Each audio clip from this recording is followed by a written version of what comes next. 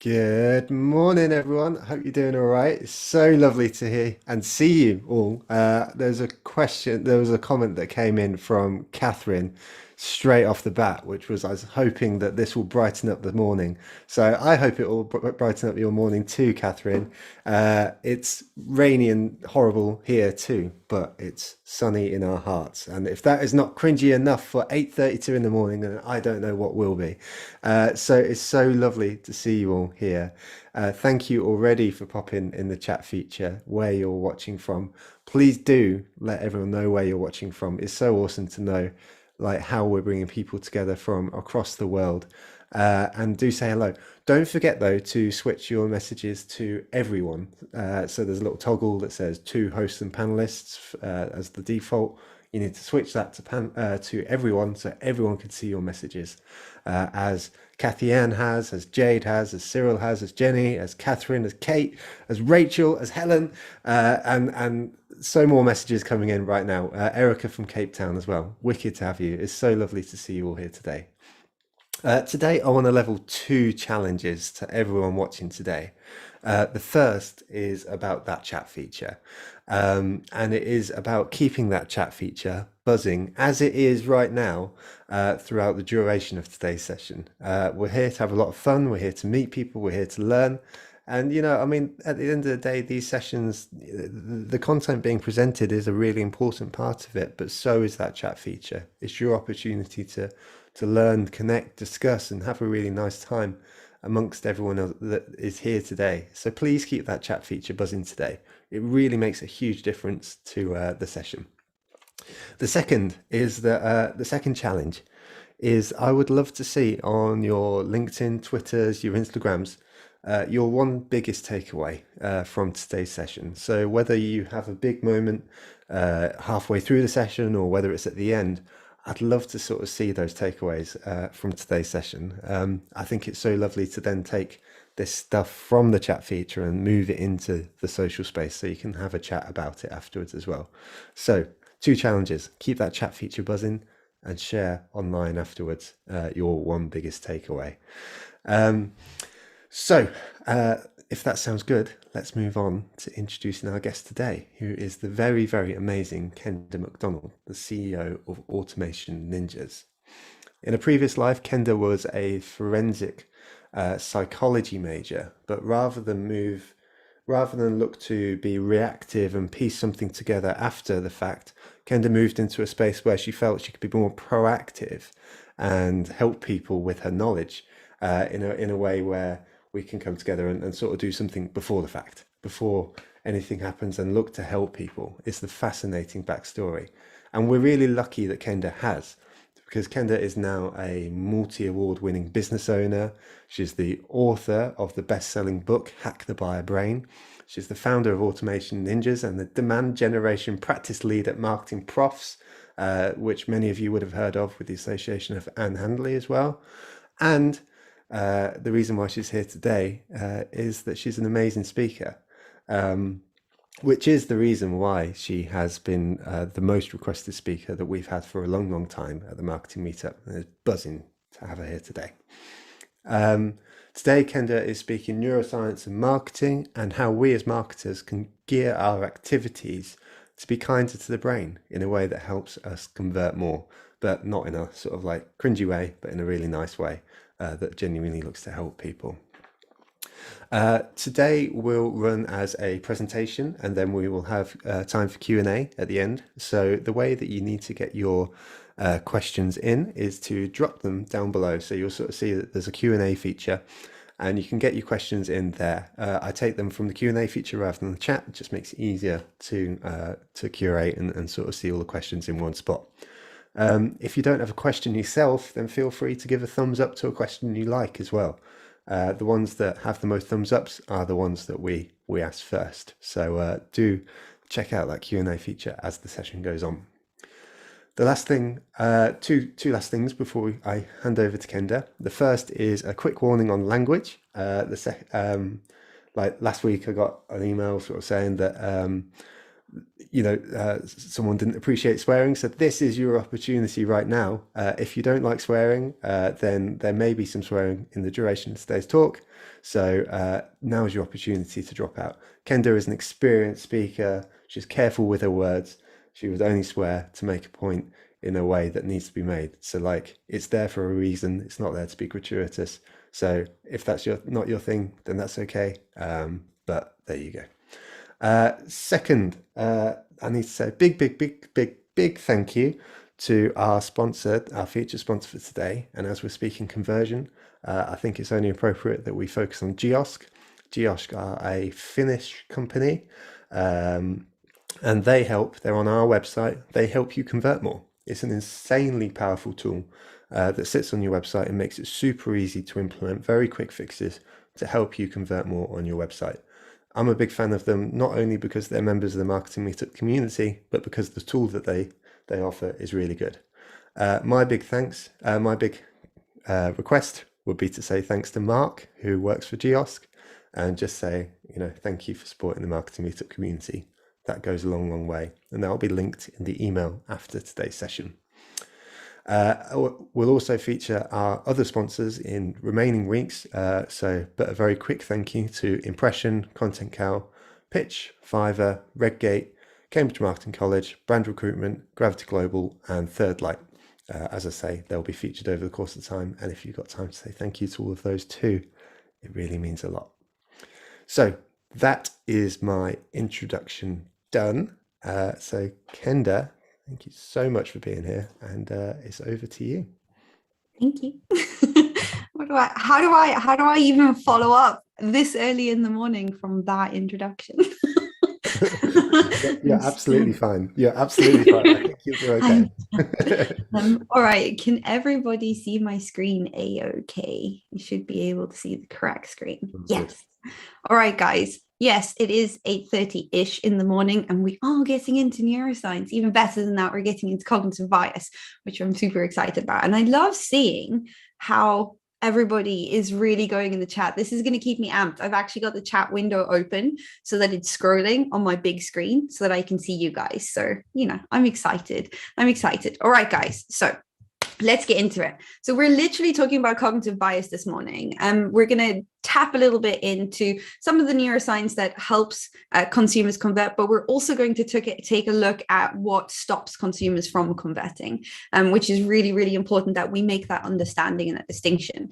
So although Joe's already an amazing intro, here's another picture of my face, because obviously we need to see two of me in the morning. So I am Kenda Macdonald, as Joe said, founder and CEO of Automation Ninjas, and we're an agency that specializes in behavioral marketing automation. So I bring my background in forensic psychology into marketing and just help you guys understand a little bit about how the brain works. I also wrote Hack the Buy Brain, which is all about how we evolve to survive, not to buy things online, and the implications that has for your marketing. But really what I spend most of my day doing is building out customer journeys and implementing them in marketing automation.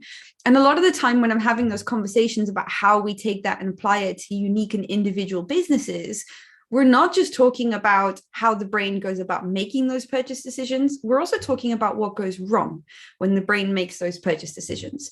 So we need to remember that when someone is going through a purchasing process, when they're going through that buying process, they are making a decision. And when they are making a decision, we have to remember that decisions are complicated. We're not just actually going through the process of decision making when someone is purchasing, but we're also problem solving. So we're understanding exactly what we need to think about in terms of consequences. When we are making actual judgment statements, we're trying to figure out what the accuracy of that decision might be for us. And when we are going through this whole process, we undertake deductive and inductive reasoning. So you guys ready to get into the nitty-gritty? So deductive reasoning is when we reason based on something that we know is true.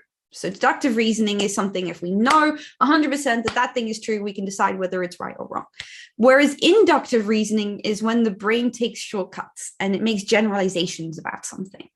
So when you're making a decision, you've got all of this going on. You got your problem solving, you got your judgment, and you got your reasoning that's happening all at the same time.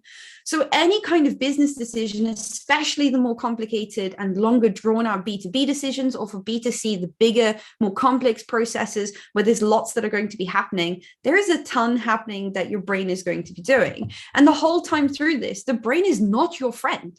It's not making the best decisions for you. And now this comes down to our own brains, but it also comes down to our consumers' brains. And the problem with this is the fact that the brain is geared for survival. It's not geared to make really complicated and complex decisions. The brain is geared to do things like when you're in a forest and suddenly all of the birds stop singing, it's probably a predator nearby. Okay, that's the point where you need to be concerned. That's the type of stuff that the brain is really, really worried about. It's not necessarily worried about day to day, if I buy this house, is it a really good investment for me? If I make this career change, if I purchase this piece of software.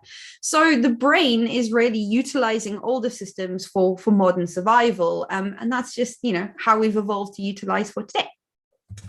So one of the ways that our brains are bad is that effectively your brain is lazily saving calories. So remember, from an evolutionary standpoint, it doesn't want to use calories. You use calories, you reduce your chances of survival. I want my brain to use more calories, but it ain't going to do that. So it will do things like hill climb. And that means it'll substitute smaller goals for a bigger goal. So rather than making a decision about which marketing automation platform is the best platform for you, it's going to go, I like the branding of that of that company better, so I'm going to choose that one. Right? So that's an example of hill climbing, where it substitutes a goal that you may not actually want it to substitute for, because it's slowly climbing up the hill towards the thing that you want.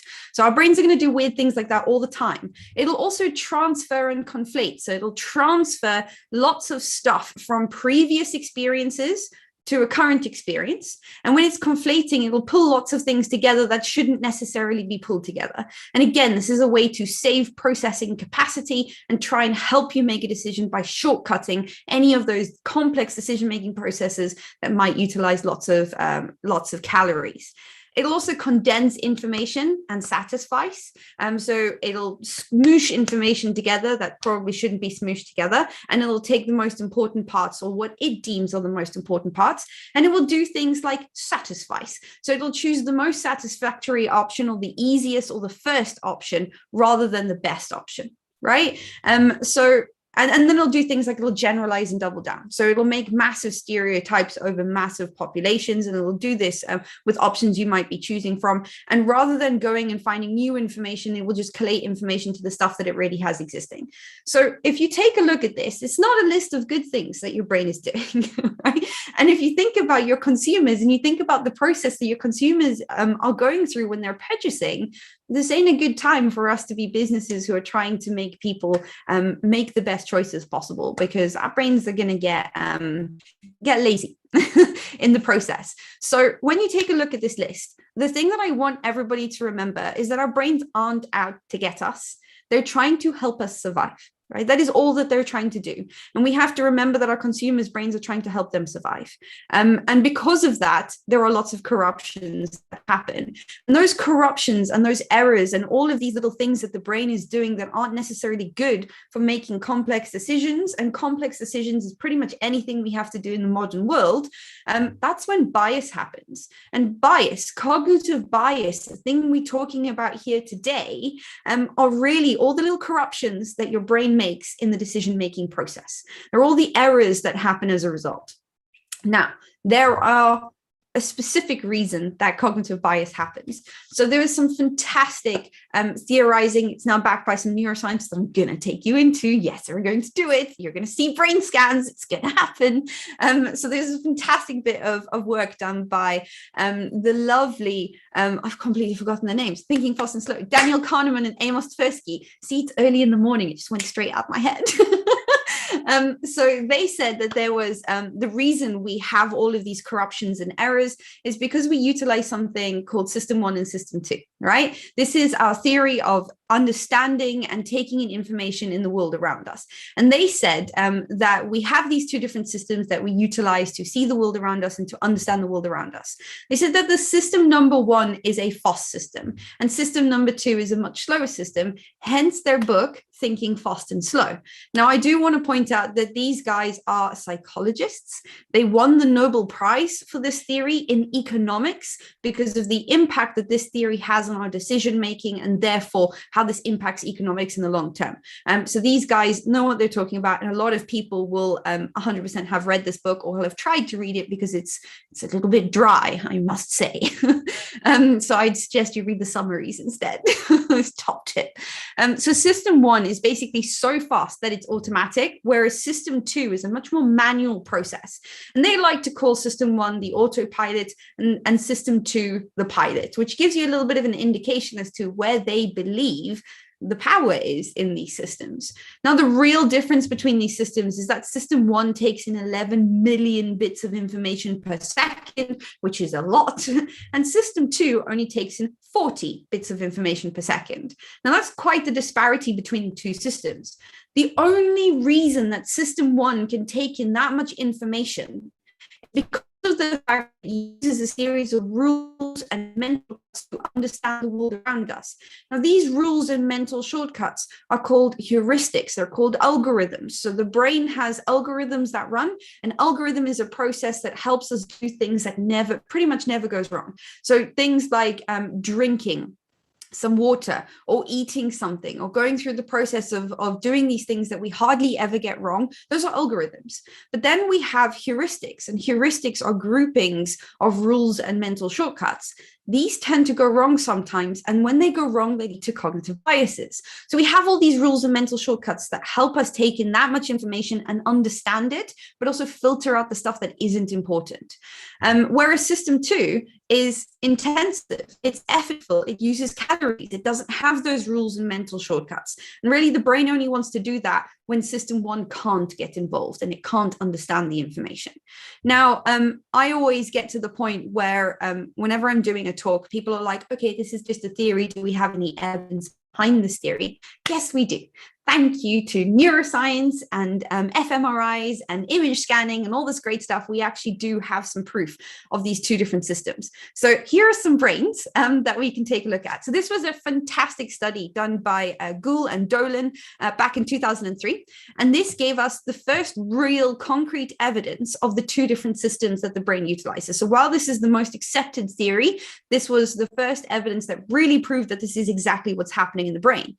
So what was happening here was they took people through a series of syllogisms, and syllogisms are things where you get people to perform logically correct tasks. So a syllogism would be something like, if A is equal to B and B is equal to C, then A is equal to C, right? Now that doesn't make any sense. I get that. But breaking that down a little bit, if a cat is a mammal and a dog is also a mammal, then a cat equals a dog. Right? So this is a logical error that our brain is making. And people are like, oh, that's very obvious. But let's break that down once more. So if a crow is black and I have a black bird inside a cage, then that bird must be a crow. So it is a jump that our brain is making. We do this more often. I have a very beautiful friend. She can have any man she wants. Total logical fallacy. We don't have evidence for that, right? So these are things that our brains are making little jumps where they go in through that reasoning process, and rather than going through all the steps, they make a jump to the next step because we're bringing in information from previous experiences. So what these guys did was they got people to go through this task, and they said, okay, we know that there's a cognitive bias that's going to happen in that syllogism. And we know that if we give people a process where belief comes in and they bring in previous beliefs from previous things, that they're probably going to make an error in that reasoning. And they gave them these two different options. Now, the important thing to take a look at is on the left-hand side, when it was belief neutral reasoning. So when belief didn't come into the process and didn't cause people to have that bias, That's the brain activation that we got on the left-hand side. When there was belief-laden reasoning, a different part of the brain activated. So when that cognitive bias happened, a shortcut happened, and rather than having the sections that we wanted to activate, we had a different section of the brain activate. Then they go in, let's go further. Let's give people enough information and context to stop that bias from happening. What happens in the brain? And a different part of the brain activated. So that's section C. And then when they gave them that information and the bias was so strong that it overcame that context, that's when we had section D activate. So we can really see that when a bias happens, a different part of the brain is activating to when a bias isn't happening. And this is our real concrete evidence that this is happening. And these have been replicated time and time again. So they're really good quality studies. So it's exciting for us to be able to see that neuroscience, but also to know that this bias is happening all the times in our brains, and we need to be countering that. So I know this is a little bit heavy, so let's have some fun with it. Like, I don't like to talk about system 1 and system 2 because, quite frankly, it's a little bit boring, it's a little bit dry, it's a tongue twister, and people are like, oh no, what's the difference between the two systems again? So let's break it down, right? I like to call system 1 the minions, right? And system 2 grew from Despicable Me. Now, if you ain't seen that movie, then you need to go watch it. That's your homework. Forget everything else. That's what you got to do. So the main premise of this movie is that Gru is this like cognitive overlord. He's like this mastermind. He is this amazing criminal who has all these dastardly plans, but he's only one man. So he can only do so much. So he either kind of employs or enslaves this little race of yellow people. I'm not entirely sure which one, but he has all these little yellow guys running around with their variable amount of eyes, doing all of the stuff for them. Now, the problem with the minions is that they're not very clever. And it's sort of like a 1 minion, 1 job sort of a deal. That's it. You know, you give 1 minion has a spanner, 1 minion has a hammer, and magically with thousands of different minions, they manage to create warheads, which he seems to have lots of. So the whole process, when you take a look at it, that's our brains. It's exactly how our brains work. Each rule is a minion, and they can't do too much. They can only do that one thing that's in front of them at that point in time. Whereas Gru is this cognitive overlord. He's this clever being, and he feels like he's running the show. He isn't running the show. The minions are running the show. And the premise, sorry, I've just seen Simon's comment in the chat. This made me laugh. Yes, the minions do like to say bottom. The premise of the movie is effectively things going wrong because the minions get stuff wrong. That's exactly what our brain is like. You give the minions a task that they can't handle with, it either goes in the trash or all hell breaks loose. And the challenge with this is that minions rule. Like, the minions are the people who are creating the things to happen. And when we take a look at this, we like to think of ourselves as these cognitive misers, these cognitive overlords who are in control most of the day. In reality, Gru is only in control around 15% of the day. The rest of the time, our brains are in minion mode. The other 85% of the time, we're relying on those rules and mental shortcuts to get through the day because our brain doesn't want to utilize the calories. It wants to put a shortcut in place for absolutely everything. So the minions do rule, but the minions make mistakes, and those mistakes are our cognitive biases. And when we do our marketing, who do we create our marketing for? We try to create our marketing for Gru all the time. But in fact, we need to get attention of the minions first, and we need to minion-proof information to make sure that we're not falling foul of all the biases that the brain is making. So let's talk about them biases, because all the biases all belong to us. There's a tiny little geeky reference in there. So effectively, we have more than 300 cognitive biases that happen to us on a day-to-day basis, or that could happen to us in various different scenarios. Now, this is a fantastic piece of work done by the Cognitive Bias Codex, which you can find on Wikipedia if you take a look at biases. And he grouped all of the various different biases together. Now, he only pays attention to, in the same way that I only pay attention to, around 180 biases that have good scientific validity behind them. I absolutely love the way that he grouped this together. My new book is based on this, about the fact that we have 4 different areas in which cognitive bias is going to happen. If we have a capability we have to remember or recall information, bias is going to happen. If we have too much information in front of us and we have to make a decision, bias is going to happen. If we don't have enough meaning and context around that decision, bias is going to happen. And if we need to act quickly, bias is going to happen. Now, I think if you take a look at those 4 different areas and think to yourself, is that going to happen for my audience? Yes, that's going to happen. Bias will happen throughout the process and it will ruin your conversions. So let's take a look at some of those in particular. Now, I like to group the 4 different areas. They're more important having the groupings than going into the individual biases, but it's also fun to do the individual biases, so we're going to do it. So let's take a look at those conversions that actually might the sort of the crutches that the brain is using that might be killing your conversions. Now, the first one, confirmation bias, right? This is the worst one. This is the one that's not only responsible for people ignoring your very important information that you've put together painstakingly on all of your various different blogs and podcasts and all that kind of stuff, because it might be a bit contrary to what they want to see, but it's also responsible for great polarization when it comes to things like politics, right? So confirmation bias is a bad one. And this is where we go out and we will find the information that matches our belief and we'll hold on to that instead of the information that is actually going to help us and get to the point that we might need to get to. So confirmation bias is a really bad one. This is particularly bad for businesses because we're drawn to information that is going to confirm our beliefs, and we're also going to ignore any contrary information. So remember how that amazing piece of business advice that people give you: create products for the things that people want, not the things that they need. Well, confirmation bias is the reason that is good advice. It's really hard as an expert when you know that someone needs something, but you also know that they want something else. It's hard to create marketing that matches up with that. And we'll do really weird things, like we'll take ambiguous information that doesn't go either way, and we'll just apply that to our own belief instead. We will bias that own information. This was originally identified by Peter Wasson. I don't know if I'm pronouncing his surname correctly. Don't know if he's French. Don't know why I've given him a French inflection on his surname. He probably isn't. But we kind of seek to confirm our own hypotheses rather than deny them. And he created this fantastic experiment called this card experiment that really shows how people do that, which means we are bad scientists.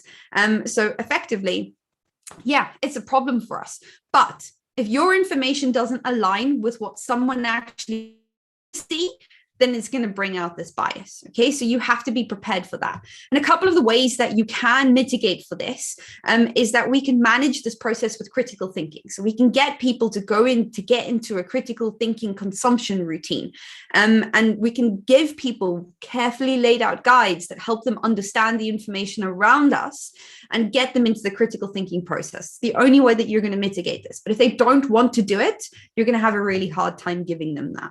Okay, so confirmation bias is one we have to be really careful of. Then we have ambiguity bias. This is a killer for your sales pages, right? We choose things where we know what the outcome is going to be over anything particularly vague, even if the vague option is far better. So consumers that can't really understand the benefits of your product and the way that your product or service is going to be delivered and all the things that are going to happen, all those critical components, they can't understand that. They're not going to choose you, even if you're better than the competition. The competition can give a really clearly outlined, this is the things that are going to happen. They're going to win that business because the brain doesn't want to make a vague choice. It will rather not make a choice if the information is vague than make a choice for something that is vague. So the best thing that you can do for your sales pages and for your marketing materials is walk people through the process, help them understand the context, right? So ambiguity bias is terrible for your sales pages. Then we have a real baddie, especially when you're having to challenge industry norms, and that is anecdotal fallacy. Probably one of my favorite memes. I don't always use anecdotal fallacies, but when I do, it's using an isolated experience instead of a sound argument. I bet we've never done that in an argument ever. So the brain is catered towards stories. It likes stories. It likes little bits, because if you think about the fact that that's how we've passed information for tens of thousands of years towards one another, it's going to put undue weighting on little snippets of stories, right? So-and-so's sister's friend's thing did this, and that's why it's important. So we have to always make sure that people are going to prefer personal experiences over any of the data. So this is often used in arguments, but if you are backing up your information with data, this is very important when there is clinical data that is being presented, and if you're putting lots of data-driven stats in things, the brain might just skip over that information and go straight for a fallacy instead. So how do you mitigate that? Bring the human in. Okay, so if you have testimonials from people, if you have case studies from people, show them a picture, show them that there is a human being behind this little bit of information. Always keep someone there. Put the information in the context of a story, which is why hero-driven case studies are so much better than dry case studies that just walk through all the facts. So bring in the person if you have to present data. And I always love data, so just bring that stuff in and bring it all together. Then we have loss aversion. I bet no one's done this.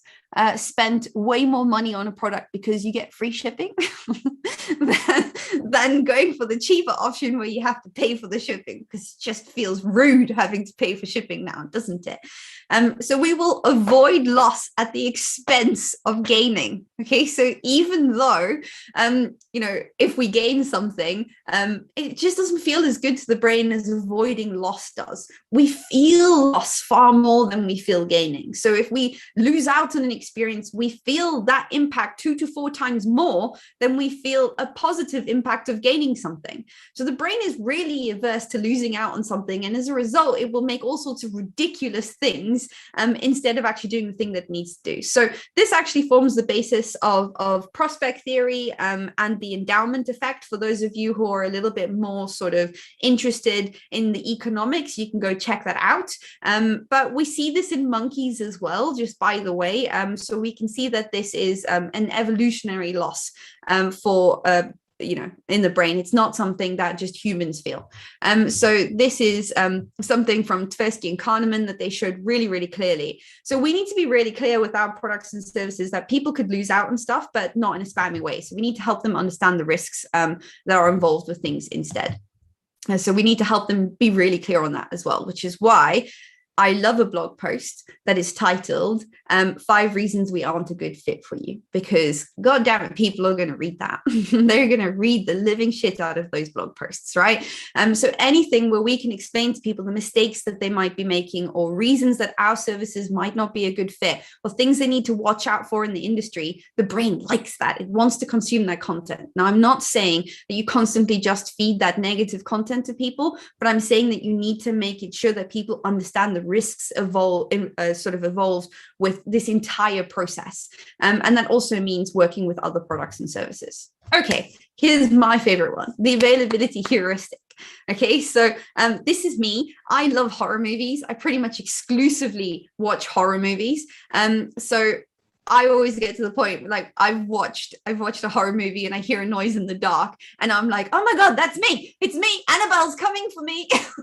Even though I might not have watched Annabelle recently, that doll terrifies me. So yeah, what the brain does is any information that is recent, it says that's more important than other information, which is nonsense, right? Because maybe you learned something in school that's really important, but the stuff that you read on Reddit 5 minutes ago is now more important than anything else you may have come across, which is terrible, right? So effectively, if it can be recalled easier, then it must be important, is what the brain is doing. If it can be remembered easier, then it must be more important than anything else, than all the other options. So you think about the jingles that companies create, all these little things that happen, effectively, that is what the brain is doing. It's recalling that information. That's why those little bits of advertising, repetitive advertising, work as a result of that. But what we need to be thinking about when it applies to us in our smaller businesses, and we're not BMW that has a massive advertising budget where it can just spank lots of money on repetitive information and ads that have the same thing going on and on again. One of my favorite ones, the sound that anybody that watches Law and Order will know. Dun, dun, right? If you watch Law and Order, you know exactly where that sound comes in. That is a heuristic that the brain is utilizing. That's not an important noise, but apparently it is, because you hear that anywhere else. Anyone who has, sonic effect. Exactly, Raju, you're clever. Exactly. There are tons of little things where the brain can recall information that's going to come through. So what we need to remember is, how memorable are you? So the content you're creating, how memorable is it? Can people recall you when they think about your brand, your products, and your services? And remember, building a relationship means that you can be recalled easier. And we are loss averse. So if we can't recall you, does that mean that you're not as important as something else and that maybe you're a risk? We avoid ambiguity. So if there is ambiguity around stuff and they can't recall that information, can you see how the cognitive biases start to compound and start to cause a significant problem for you? So how do you get more mental real estate and build those stronger foundations effectively? Okay. So this is one that's not really a cognitive bias that consumers are going to be falling foul of. This is one you're going to be falling foul of as the marketer. We know what we know. And when we explain things to our consumers and explain things to our needs, we forget that we know all of that stuff. And that's called the curse of knowledge. We don't tend to put ourselves in other people's shoes, because this stuff is really, it's really simple to us. It's obvious, right? And we forget that we have this wealth of experience that we're sitting on, which means that we forget that all of the little parts, the little component parts of our products and services that make it so unique and make it so good, we don't talk about that to people. We don't give them that information because we forget that it's amazing, just because it's simple to us. So this is where we need to minion proof things really well. We need to just make sure that when we're explaining things to consumers, we're explaining it to them in a way that they understand, not in a way that makes sense to us or our peers. If we're creating content for our peers, we'll be really guilty for this, but we need to break it down to the component parts so that they can understand the context, because context is king, right? So don't fall foul of the curse of knowledge. Just make sure you're giving people that true context. Now I'm gonna get on my high horse here, and this is where I'm gonna swear. So marketing really sucks. And as marketers, we really, really suck. And by really suck, I mean that we are a massive bag of dicks, and we are really, really horrible to our consumers and everybody around us. And for all the marketers getting really, really defensive, don't get defensive. You know it's true. That's why you're here in this environment with other lovely people. Now, the reason that marketing particularly sucks, and the reason that all of us in this room are collective dickheads together, is the fact that if you give us a channel, we will ruin it. We will ruin that channel with advertising, and we'll ruin it with tons of stuff, and we'll give it back to you and go, it's broken, even though we ruined it. And if you give us a bias, we will exploit it.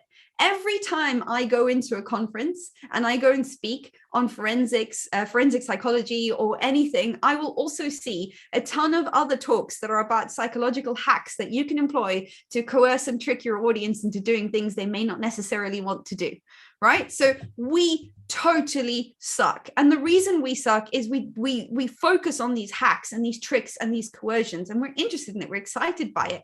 We will ignore strategy in favor of quick wins because that's more exciting, right? And we are biased around our own biases. And what I mean by that is that marketing is a pit of the bandwagon effect, right? We're constantly excited about the new next thing that's happening, and we suffer really, really badly from in-group bias, where because other marketers are doing it, it's okay. It's not okay. And also we're really guilty of information bias. So we will just go and collect more information and look for more information, even when we have enough information. And really that's because we're controlled by our own minions. So all this information that I've given you, I hope you've noticed that I've not given you any of these little hacks that you put on a sales page and it just quickly increases your conversions. That's not what I'm after. Instead, I'm giving you things where I'm going, the brain is making a mistake. Here's how you help it stop making those mistakes, right? Remember that biases are things that are going wrong with consumers, right? You don't want to lean into inaccuracies and errors that the brain is making. Instead, you want to help your consumers be more conscious and make a better choice.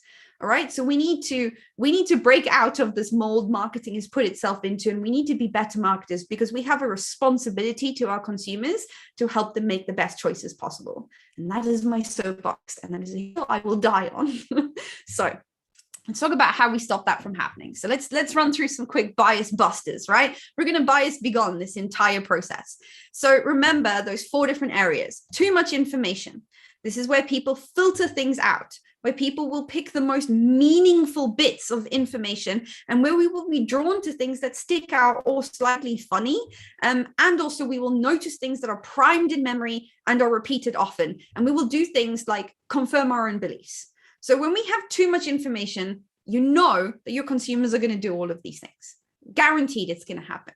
So what can we do? What are we going to be doing about this process? We're going to simplify our information. We're going to make it easy, and we're going to make it contextual. We're going to make it simple for the brain to understand what's happening. We're going to make it minion friendly, and we're going to repeat the important information.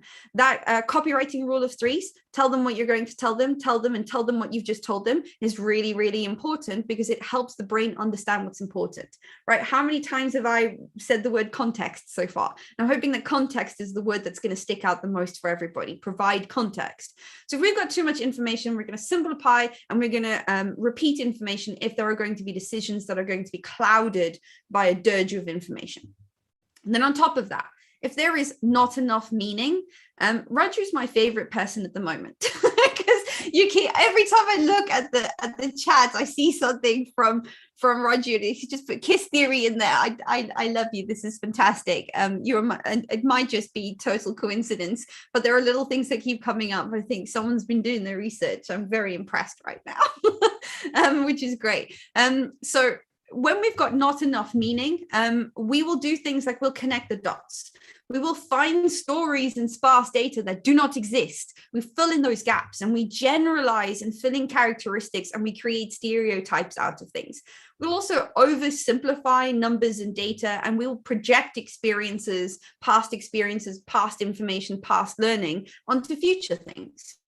So if you know that there's not going to be enough meaning, then provide that meaning and be explicit about things. So don't ever leave ambiguity to happen. We don't want that to happen. We want to provide context when we provide that information. All right.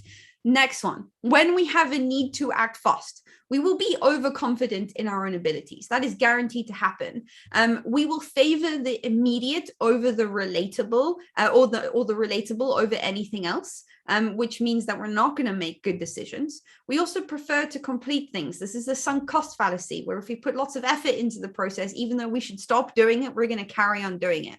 And we also prefer autonomy and status. So we like to be autonomous, but we don't want to disrupt the status quo, which in itself is a massive, creates a lot of cognitive dissonance for people. But that's what the brain's up to, right? And we'll avoid ambiguity at all costs. So if you know that your consumer needs to act fast and they're in that moment of having to make a quicker decision or a pressured decision, summarize information for them and highlight the really, really important information. Okay, so just make sure that we're giving people that context. And when we need to recall information or encode information and create new experiences, we will only keep what is useful, and we will pick out a few things and we will discard everything else. We will save space in the brain, and we will transfer and conflate information. So if you know that people need to remember stuff in order to make a decision, or you want them to sort of encode this into their memory banks, keep it simple. That's the kiss right there, and give them the big picture. All right. These are all ways that we can de-bias the process and help people make better decisions. And all the way through, the best advice I can give to you guys is to make it minion friendly. Just make it really easy, and continually provide that context and frame control all the way through. So in making minions happy, just remember that minions love specificity. So one of the best things you can do is understand the awareness stages that consumers are going to go through. That's your homework, is to understand those awareness stages. And Joe, I'll give you a resource for everybody to help them understand those awareness stages. But you can understand the awareness stages. You can be specific to the stage that someone is looking for that information. All right. So rounding up. What are we going to do? We're going to be aware of bias at all times, right? We're going to bias bust. We're not Ghostbusters, we're bias busters. I need a t-shirt. Someone designed me a t-shirt that says bias busters on the front of it. I need that. Then provide context all the way through. We're going to lean into consciousness, not coercion, because we don't want to be a giant bag of dicks anymore. We want to be good to our consumers. And we're going to KIMF. So we're going to keep it minion friendly at all times. All right, guys. So I know that's been a big FOSS tour. I am making a little bias buster cheat sheet at the moment. So you guys can go and check that out and download that. It'll be ready in a few weeks when I get some time to finish it off. All right, Joe, are you ready? Oh my God. That was so amazing. Like people do not need coffee this morning, Kenda. That was incredible. And actually, Sarah's right. That did go so quickly. I just looked at my watch. I was like, oh my God, like that was incredible. And like, I hope you are keeping these chat messages up on your screen right now, because you are getting the world's biggest ego boost, I think. That is amazing. Thank you, guys. I'm not going to fit out the door and I'm going to have some breakfast in a moment. Awesome. Honestly, such an amazing session. I saw at least one comment from someone saying it was the best webinar they've seen all year. So, you know, and I'll take that. Absolutely, 100%. There's some lovely questions that are coming from the community, actually. So let's give folks the opportunity to have them answered. And one has just flicked to the top, actually. So I haven't had the chance to read it. So I'm going to be reading it at the same time as asking it. So that's always safe, right? Always. So, so the question is from Oliver, and Oliver asks, internal stakeholders always love certain marketing tactics, even though they show objectively poor ROI. For example, trade shows. Is this an example of ambiguity bias? And if so, what can we do about it? I would say this is probably an example of information bias, seeking out information even though we don't need it, which is what we tend to do. The best thing that we can do about it is have your North Star for what you need to do for your strategy. Tactics have their place. You know, we can't execute strategy without tactics, but they shouldn't be our North Star. So if you have a North Star for something and you can compare your tactics to it, 100%. The other thing is that information bias, funnily, is combated with information. So if someone comes back from something and is like, oh, this is the thing that I'm going to do, give them a little bit of information as to why it probably won't work, and then just fight them with data. So fight them with ROI. So give them the information that they need, and just remember they're probably also going to be falling foul of a little bit of anecdotal fallacy, because if it is somebody that is going out and is like, okay, yes, I've heard this great talk and this person would work really well for their business, that is anecdotal fallacy, right? Because it's not applied to your own business. So effectively, you just need to go out and find more information on that and help people see that that's probably not applicable to your business, which is really hard. It's a continual battle with marketing. It's focusing on the North Star stuff and not everything else. That's very exciting. 100%. I have a feeling that answer probably answers this next question, but I'm going to ask it nonetheless, because lots of people have given it a thumbs up, so it may well be the same answer. But do you have any tips on how to convince your boss that quick wins are simply not a thing? I have a feeling that a lot of us might be struggling with that approach right now. It's true. It's true. Marketing is so driven by quick KPIs, you know, things that don't actually move the needle in the long run. The best way that I've seen to kind of combat that within our own business and working with our own clients is to move the metrics that are the KPI driven ones. It's not a quick fix, but then it's a quick fix for quick fixes, right? So effectively, we like to focus on customer lifetime value. When you start to focus on customer lifetime value at a much deeper level, you stop doing very superficial KPIs and metrics, because the things that don't move customer lifetime value get dropped. And very frequently, all those short-term tactics don't move customer lifetime value. They might move some of the other things like ROAS and that kind of stuff. So we like to focus people onto that metric, which is where profitability is. So if you need to get the big boys involved in the process, talk about profitability and bring in all of the customer lifetime value things and show how focusing on customer lifetime value is going to give you that longer term thing. That's the way we've combated it, but it's not a quick fix because it takes time to get those things in place. Yeah, spot on. But I think that's really smart, actually. I don't think, bizarrely, I've been doing this for however long I have, 5 years now. And I don't think I've heard many people sort of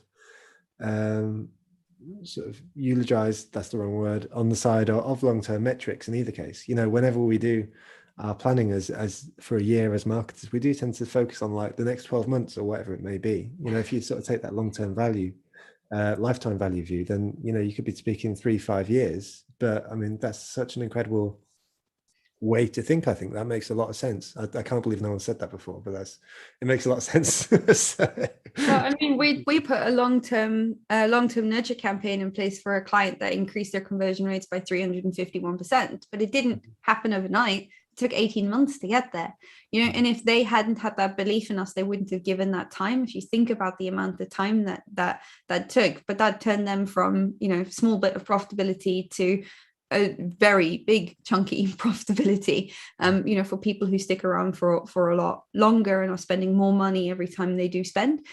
So it's well worth it. It's just that business has to want to make that change, and you have to be able to, you know, back up the data effectively. And when you move to those longer metrics, it becomes really obvious that those short-term metrics aren't moving the dial at all.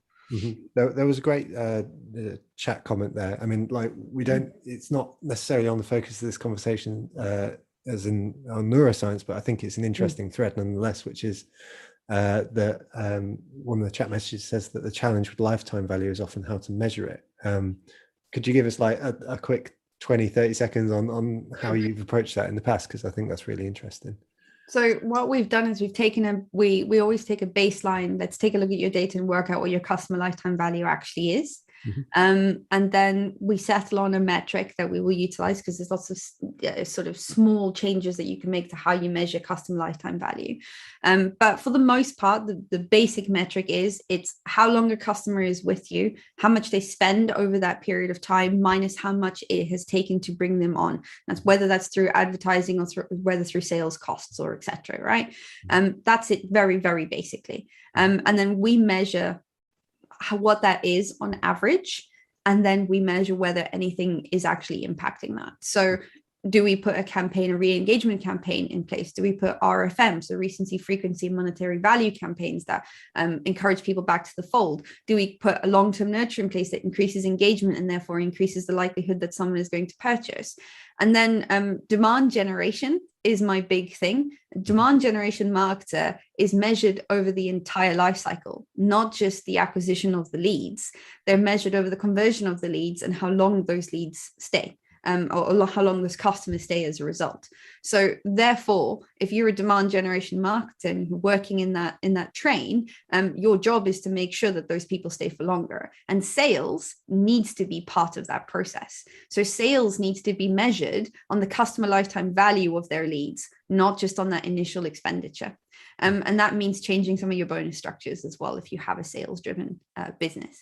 So there's a lot that goes into it, and it can be a big shift for businesses, but it's well worth it because that's where the profits are. I mean, Bain & Co did some great research, and they showed that businesses could increase their profits by 95% with a 5 to 15% focus on retention of customers rather than acquiring new customers.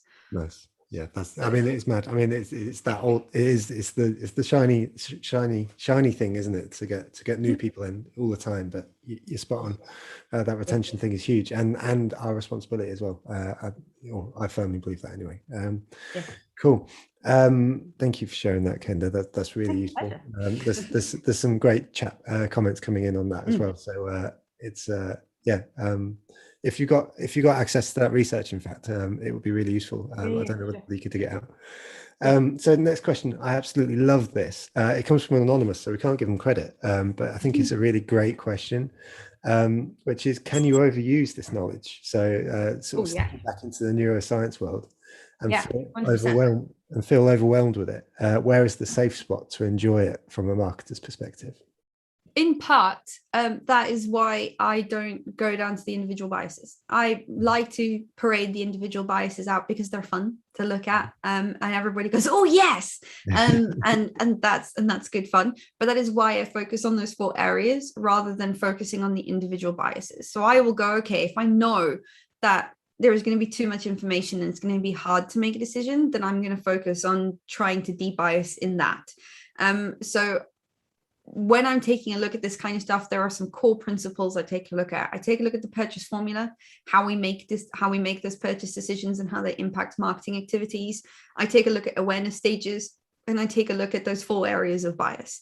And if you take those 3 principles into consideration, you're going to be having a good time. You don't need to go that much deeper than that. But when people start optimizing their sales pages for individual biases, you're getting into trouble.